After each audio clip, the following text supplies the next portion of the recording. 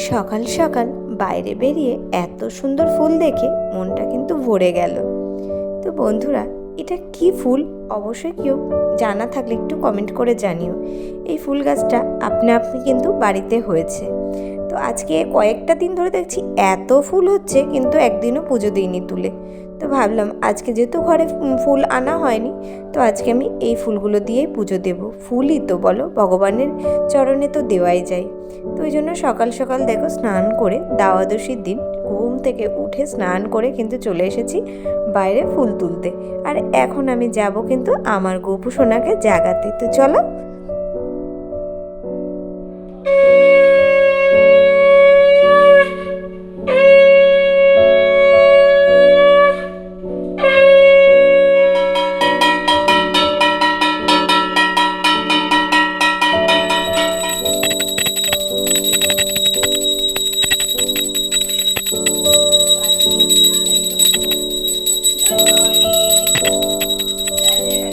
Hello বন্ধুরা, good morning. কেমন আছো সবাই? আশা করছি সবাই অনেক ভালো আছো, সুস্থ আছো। আমি ঝুমা নতুন একটি ব্লগের সাথে কিন্তু দিনটা শুরু করে দিলাম। তো বন্ধুরা, আজকে 2-3 দিন হলো কিন্তু ব্লগ দিইনি, কারণ আমার প্রচণ্ড ঠান্ডা লেগেছিলো আর খুব জ্বর এসেছিলো। গলা দিয়ে কোনো আওয়াজই বেরোচ্ছিল না, ওই জন্য সেরকমভাবে কোনো ব্লগ করতে পারিনি।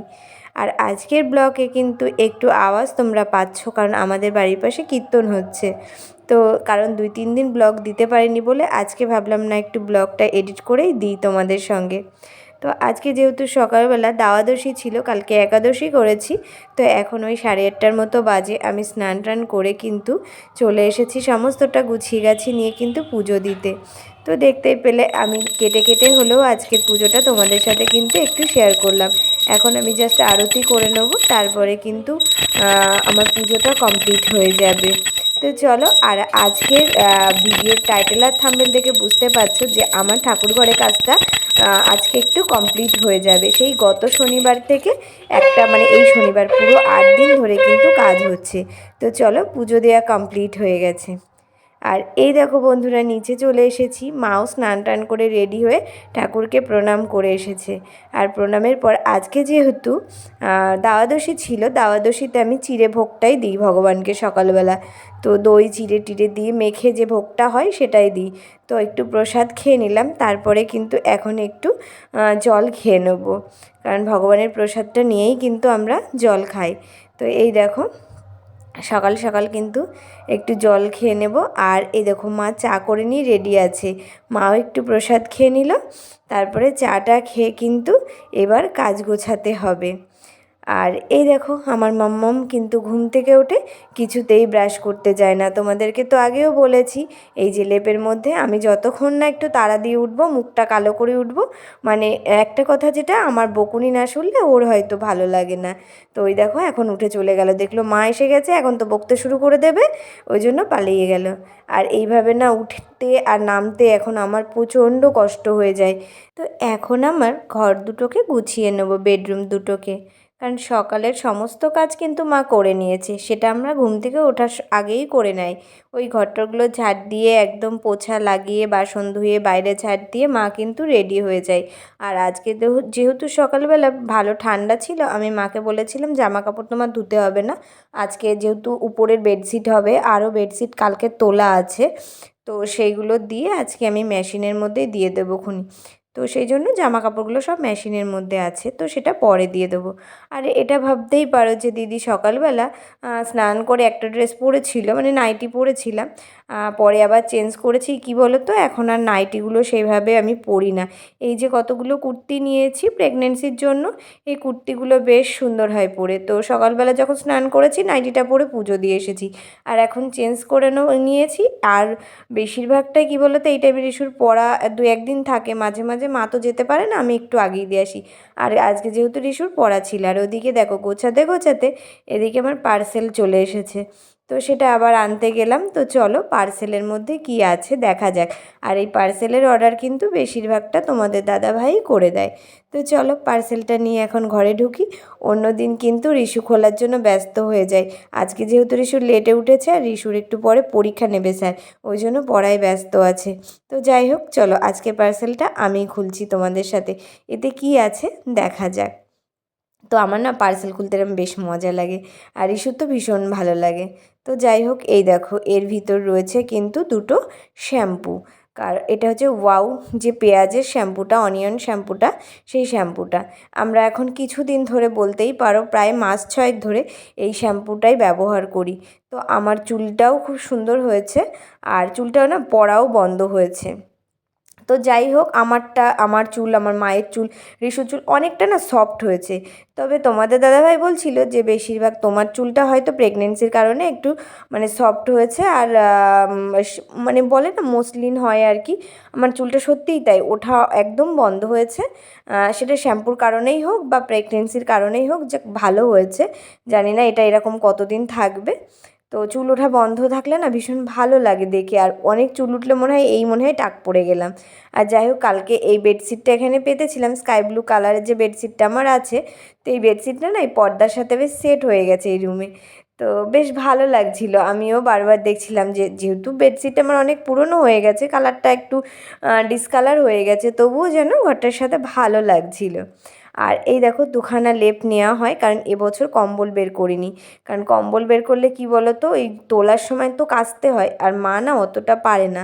এবার আমি কিছু হেল্প করতে পারবো না, ওই জন্য এবার লেপ দুটোকে বার করেছি। একটা আমি নিই আর একটা মা আর রিশু নেই। পরে ওটাকে কি বলো তো কভারগুলো ধুয়ে দিলেই হবে। তারপরে দেখো ওদিকে মার কিন্তু রান্না হয়ে গেছিলো, যেহেতু কালকে একাদশী করেছিলাম। আর এমনিতেও আমরা সকাল সকাল বেশিরভাগ দিনই আমাদের মানে সকালের আর দুপুরের রান্না একসাথে হয়ে যায়। তো আজকে দেখো মা রান্না করেছে, প্রথমে আগে পনিরটা করে দিয়েছে, কারণ মাম্মাম ওই 11টার সময় খেয়ে পড়তে যাবে, তার জন্য ওকে এই যে বকাঝকা দিয়ে একেবারে স্নান করে একদম রেডি হয়ে কিন্তু বসে পড়ছিল। তো রান্নাটা হয়ে গেলেই গরম গরম ভাত আর কি, আর পনির আলুর তরকারি এটা দিয়ে কিন্তু খাইয়ে দিচ্ছি। আর পরে মা রান্না করছে আজকে আমাদের লাউ ঘন্ট হবে, আর বললো আলু সিদ্ধ দেবো। তো এটাই আমাদের হয়ে যাবে, 3জন মানুষ আমাদের হয়ে যাবে। তো যাই হোক চলো, আর আজকে রিশুর জন্য ফ্রিজের মধ্যে চিকেনও ছিল, কিন্তু মা যেহেতু বললো দ্বাদশী শনিবার, আজকে কিন্তু আমি কিছুই বার করবো না। আমি বললাম ঠিক আছে। তো চলো রিশুকে খাইয়ে নেব, তারপর রিশুকে একটু আগিয়ে দিয়ে আসবো, কারণ কাছেই পড়া। আর এই দেখো বন্ধুরা, রিশুকে আগিয়ে দিয়ে কিন্তু আমি চলে এসেছি বাড়িতে। তো বাড়িতে এসে কিন্তু উপরের দিকে যাচ্ছিলাম, উপরে গেছিলাম। এই দেখো আমাদের যে ঠাকুর ঘরের আজকে কিন্তু ফাইনাল কাজটা কমপ্লিট হবে, মানে রঙের কাজটা তো হয়ে গেছে আর সিলিংটা তো হয়েছেই, আর ওর সাথে আজকে লাইটিংগুলো লাগবে। তো একটু দেখতে এসেছিলাম, আর ওই দাদাভাইও ডাকছিল। তো তারপরে চলে এসেছি দেখো আমি খেতে, আর এখন দেখো অন্ধকার, কারণ জানলাগুলো একটু ভেজানো রয়েছে, কারণ প্রচণ্ড হাওয়া আসছে। আর ওই দাদা লাইট লাগাচ্ছে বলে পুরো মেন সুইচটাই বন্ধ করে দিয়েছে, ওই জন্য তোমাদের সাথে না সেইভাবে কিছু শেয়ার করতে পারলাম না। যেহেতু বসে গেছিলাম, এখন ওই 11:30 মতো বাজে। তো আমি মা ভাবলাম একবারেই খেয়ে নেবো আজকে, কারণ পরে আর খিদেও পায় না, যেহেতু শীতের বেলা, পরে দেখা যাবে। তো যাই হোক মা রান্নাবান্না কমপ্লিট, আমার খাওয়া দাওয়া হয়ে গেছে। তারপর অনেকক্ষণ বসেছিলাম, খেয়ে একটু রেস্ট করলাম। তারপর মাকে বললাম যে আজকে তো আর এখন কোনো কাজ নেই, সমস্ত কাজই হয়ে গেছে, তাহলে আমি বাইরেটা পরিষ্কার করে আসি আর গাছগুলোকে একটু যত্ন করে আসি। দেখো গাছগুলোকেও কিন্তু যত্ন করতে হয়, তবে না গাছ সুন্দর হয়। তো যাই হোক আমার এখানকার গাছগুলো না অনেক সুন্দর হয়েছে। আর মানি প্ল্যান্টটা তোমরা তো ওই বাড়িতে দেখেছিলে কেমন শুকিয়ে গেছিলো, কিন্তু এই বাড়িতে অনেক সুন্দরভাবে, এখানে রোদটা লাগে তো অনেক সুন্দরভাবে হয়েছে। আর যেহেতু এখানে জল দেওয়া হয়, আর কয়েকটা টবের নিচে ট্রে রাখা আছে, আর কয়েকটা এমনি খালি আছে। তো ওতে কী হয়, ওই জল শুদ্ধ গড়িয়ে একটু মাটি মাটি হয়ে গেছে। আর যেহেতু একটু ঝুলঝুলো হয়েছে, আর মা কী বলো তো সমস্তটাই ওদিক করতে গেলে না এদিকে আবার লেট হয়ে যায়, ওই জন্য মাঝে মাঝে মা করে, মাঝে মাঝে আমি করি। তো মাকে বললাম আমি তো বসেই রয়েছি, এটা ভারী কাজ না, তো আমি এটা একটু পরিষ্কার করে নিই। তো যাই হোক দেখো আমি আজকে তোমাদের সঙ্গে শেয়ার করলাম, এটা মাঝে মাঝে এরকমভাবে পরিষ্কার করি, তো সেইভাবে তোমাদের সাথে শেয়ার করা হয় না। তো যাই হোক আজকে আমি এখানটা এরকমভাবে সাজিয়েছি আমার এই বাড়িতে, মানে অনেক দিন আগেই সাজানো হয়েছে, তোমাদের সাথে সেইভাবে মানে শেয়ার করতে পারি না, কারণ বাইরে তো সেইভাবে আমি কাজ, গত প্রায় 8 মাস ধরে ধরো শরীর খারাপ, সেইভাবে তো ব্লগিংই করি না। তো যাই হোক, এইখানটা কেমন লাগছে অবশ্যই কমেন্টে জানিও। আর গাছটাকে একটু চেঞ্জ করে দিলাম। আর একজন মানে ওই যে কাকু কাকু আসে আমাদের বাড়িতে দুধ নিতে, উনি বলেছিল যে মাকড়সার জাল থাকলে গাছ বড় হয় না। ওই জন্য আমি এখন না চেষ্টা করি, যখনই যে গাছে দেখি একটু মাকড়সার জাল হয়েছে এরকম ঝাড়ু নিয়ে গিয়ে কিন্তু আমি একটু ঝেড়ে দিই, ঝেড়ে পরিষ্কার করে শুকনো পাতাগুলো ফেলে দিই। এই দেখো বাড়ির সামনেটা আমার ঠিক এখন এরকম লাগে। তো কেমন হয়েছে গাছগুলো লাগানো অবশ্যই কমেন্টে জানিও। আর দেখো কত জামা কাপড় আজকে হয়েছিল, তো সেগুলো সমস্তটাই কিন্তু এই যে মেশিনের মধ্যে দিয়েছি। তোমাদেরকে বললাম যে অনেক জামা কাপড় হয়েছে। তো যাই হোক, একে একে এখন দেখো মেশিন থেকে এগুলো বার করে দেবো, আর মা হচ্ছে উপরে নিয়ে গিয়ে মেলে দেবে।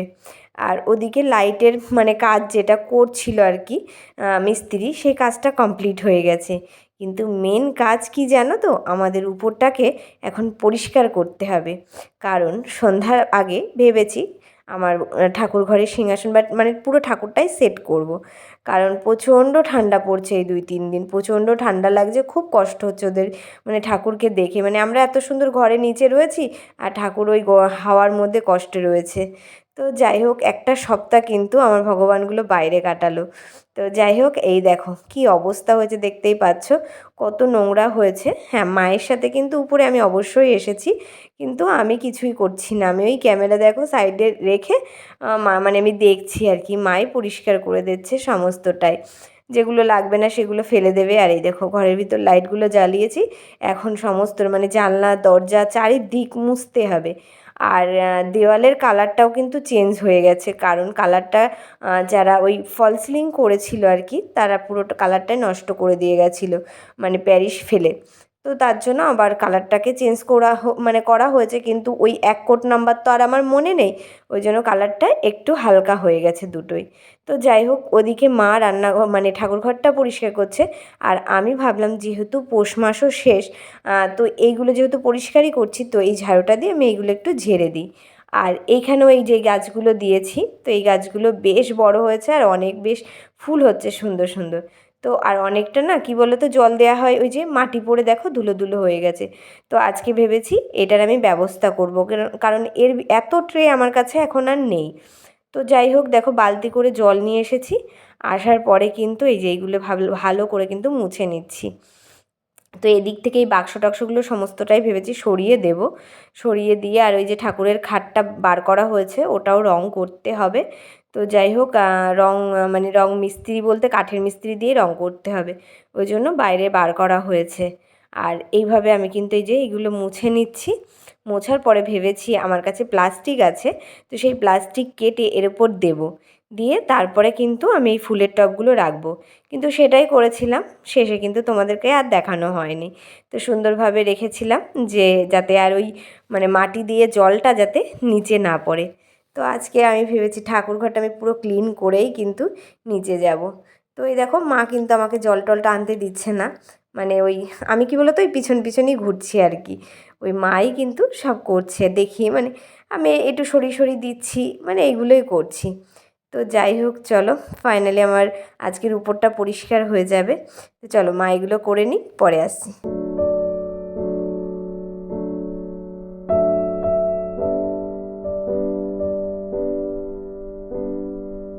তো এত ধুলো হয়েছিল যে কত বালতি জল ঢালা হয়েছে মানে বিশ্বাস করতে পারবে না। তো সেইগুলো মাই ধুচ্ছে, তারপরে আমি তো বসে থাকতে পারছি না, যে মা ওইগুলো করছে। তারপরে আমি দেখো একটা কাপড় ভিজিয়ে, তো দেখলাম যেহেতু বললাম এই বাক্স টাক্স এখান থেকে সরিয়ে দেবো, দেখো এখানটা সরিয়ে পুরো ক্লিন করে দিয়েছি। এখন এই টিনগুলো ভাবলাম একটু মুছে নিই, কারণ মুছে একটু একটু ধুলো ধুলো হয়েছে, মুছলে বেশ পরিষ্কার চকচক করবে। তো তার জন্য আমি ভাবলাম যে টিনগুলো, আমি তো বসেই রয়েছি, তো আমি টিনগুলো পরিষ্কার করে দিই। আর কি বলো তো, নিজেদের জিনিস যত্নে রাখলে, নিজেরা একটু কষ্ট হলেও যত্ন রাখলে কিন্তু যত্নই থাকে। তারপরে দেখো এই বাক্সটার মধ্যে কি ছিল, আজকে তোমরা সিক্রেট জেনেই গেলে। তো এই বাক্সটার মধ্যে আমার ঠাকুরের বাসন থাকে। তো কিছু বাসন ওই যে লোকনাথ পুজোর সময় বার করেছিলাম, তো তারপরেই তো আমার এই শাশুড়ি মারা যায়, সরি। তারপরে না আর এইগুলো ওই খাটের তলায় রাখা ছিল, সেইভাবে গোছানোই হয়নি।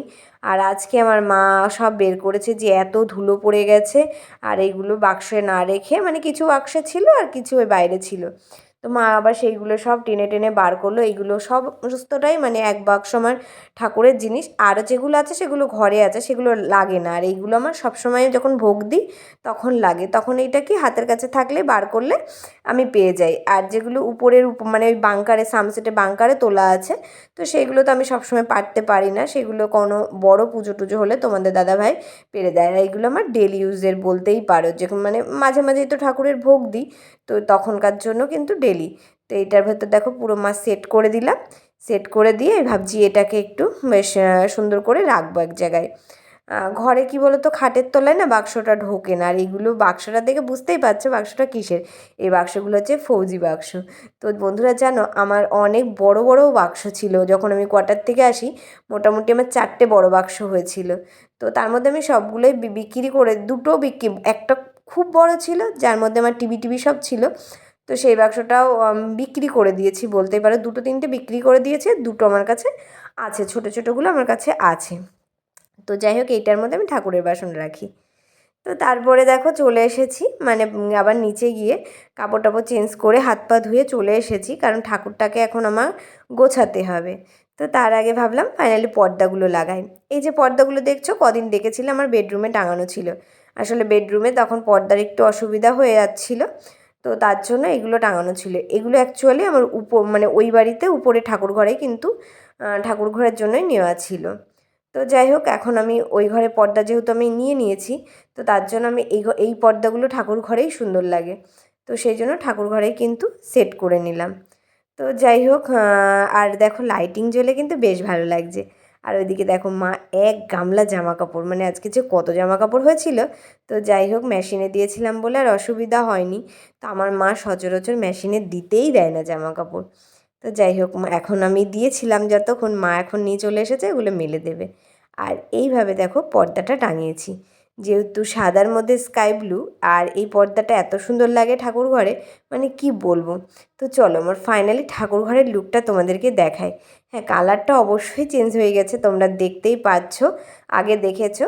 তো ফাইনালি তোমরা সিলিংটা দেখো, যে আমার ঠাকুর ঘরের যে সিলিংটা করা হয়েছে সেটা কেমন হয়েছে, আর লাইটিং দিয়ে কেমন লাগছে। তো চলো ফাইনালি পর্দা টর্দা দিয়ে কিন্তু পুরো লুকটাই আমি ঠাকুর ঘরে চেঞ্জ করে দিয়েছি। এখন আমার না ভীষণ ভালো লাগছে। তো এরপরে ঠাকুরগুলোকে আমি একে একে নিয়ে কিন্তু সেট করব। তো এই দেখো সেট করা হয়ে গেছে, আরও বাদবাকি অনেক জিনিস ঢোকানোর আছে, সেটা পরে করছি আস্তে আস্তে। তো যাই হোক, আমার ঠাকুর ঘরটা কেমন হয়েছে অবশ্যই কমেন্টে জানিও। আর ভিডিওটা ভালো লাগলে লাইক কমেন্ট শেয়ার করে কিন্তু পাশে থেকো। তো চলো, আমার ভিডিওতে যারা আজকে নতুন ভিউয়ার্স আছো, তো চ্যানেলটাকে সাবস্ক্রাইব করে পাশে থেকো। চলো আজকের মতো টাটা, আবার দেখা হচ্ছে তোমাদের সাথে নেক্সট ব্লগে।